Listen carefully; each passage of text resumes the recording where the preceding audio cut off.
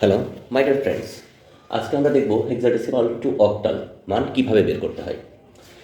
তো আমরা একটি হেক্সাডেসিমাল মান নিয়ে নিয়েছি, এর অক্টাল মান কিভাবে বের করব। আমরা আগেই জানি হেক্সাডেসিমাল 4 বিটের কোড এবং অক্টাল 3 বিটের কোড। তো প্রথমত আমরা সংখ্যাটিকে একটু ফাঁকা করে নিই।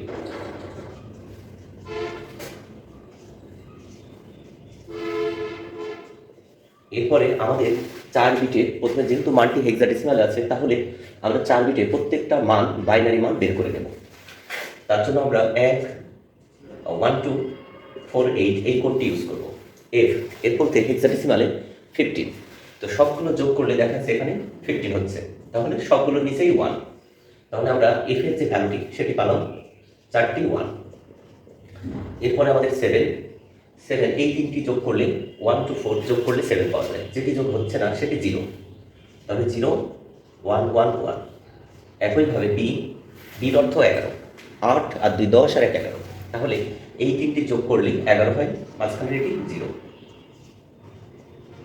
পয়েন্টের স্থানে পয়েন্ট ব্যবহার করব, সির ভ্যালু 12, তাহলে 8 আর 4 12। এই দুটো যোগ হচ্ছে না, আমরা মানগুলো বসিয়ে দিলাম।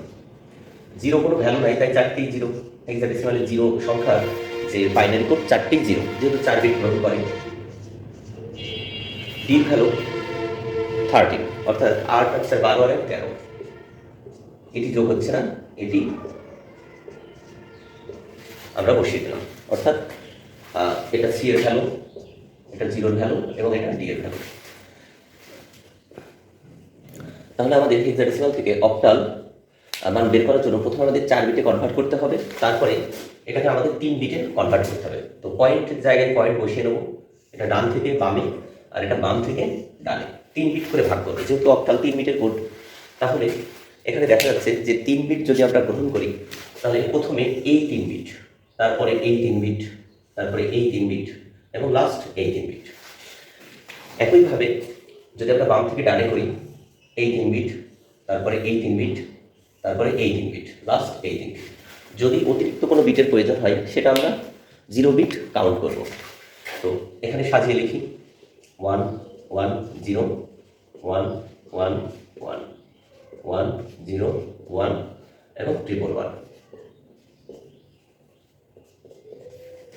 তারপরে এই পাশ থেকে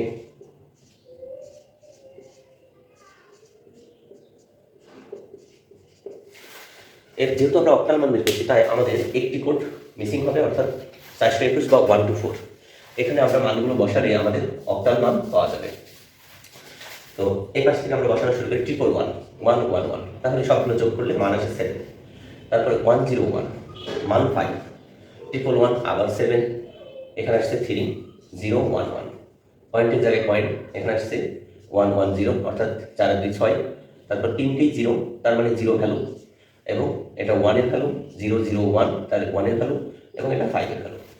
তাহলে আমাদের উত্তর চলে এসেছে হেক্সাডেসিমাল থেকে অক্টাল।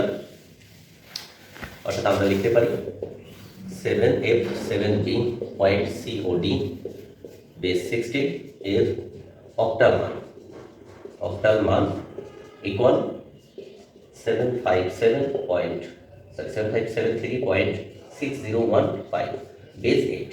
আমাদের উত্তর শেষ হেক্সাডেসিমাল থেকে অক্টাল। তো আশা করি বিষয়টা ক্লিয়ার হয়েছে সকলের।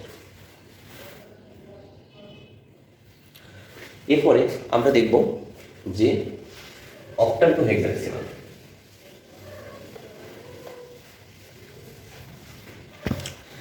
তাহলে অক্টাল টু হেক্সাডেসিমাল।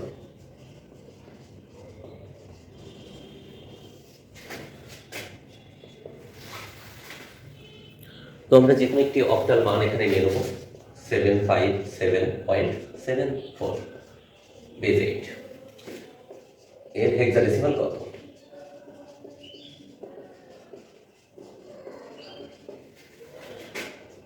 তো প্রথমত আমরা সংখ্যাটিকে সেম প্রসেস আমরা লিখে নেব একটু ফাঁকা করে, 757.74।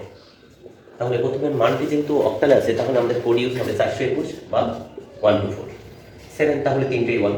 প্রথমে আমাদের বাইনারিতে এটা কনভার্ট করতে হবে, 1 1 1 7 এর ভ্যালু, 5 এর ভ্যালু 1 0 1, আবার 7 এর ভ্যালু 1 1 1, পয়েন্ট 1 1 1, এবং 100।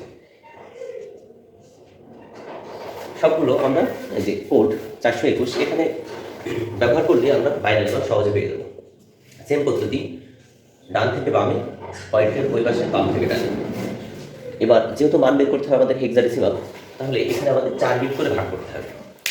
তাহলে আমরা প্রথমে এই 4 বিট গ্রহণ করবো, তারপরে এই 4 বিট গ্রহণ করবো। এখানে অতিরিক্ত একটি বিট থাকছে, এটাকে 4 বিট করার জন্য 0 বিট গ্রহণ করতে হবে। তাহলে মানগুলো লেখা যাক আমাদের, যেমন 1 1 1 1, এই 4টে 1, তারপরে 0 1 1 এবং 1।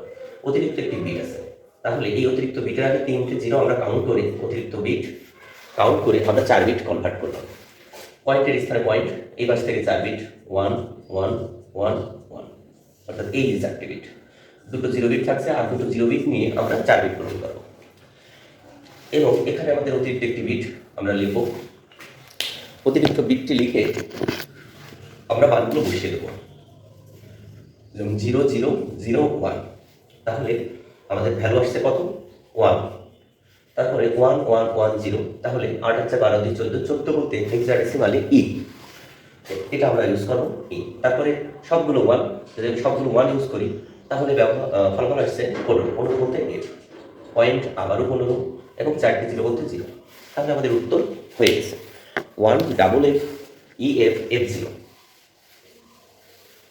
তাহলে আমরা উত্তরটা এভাবে লিখতে পারি যে অতএব 757.74 বেস 8 এর হেক্সাডেসিমাল ইকুয়াল 1EF.F0 বেস 16, এটাই এর উত্তর। তাহলে আমরা সহজে মনে রাখতে পারি অক্টাল 3 বিটের কোড এবং হেক্সাডেসিমাল 4 বিটের কোড। আর যদি হেক্সাডেসিমাল টু অক্টাল ব্যবহার করা হয় তাহলে আমরা বলতে পারি হেক্সাডেসিমাল 4 বিটের কোড, অক্টাল 3 বিটের কোড। তাহলে সহজেই কোডটি মনে রাখা যায়, হেক্সা টু অক্টাল বললে 43 ব্যবহার করা হবে, অক্টাল টু হেক্সাডেসিমাল বললে 34 কোডটি ব্যবহার করা হবে। প্রথমে 3 বিট পরে 4 বিট, আর হেক্সা টু অক্টাল প্রথমে 4 বিট পরে 3 বিট। আশা করি বিষয়টি পরিষ্কার হয়েছে। ধন্যবাদ।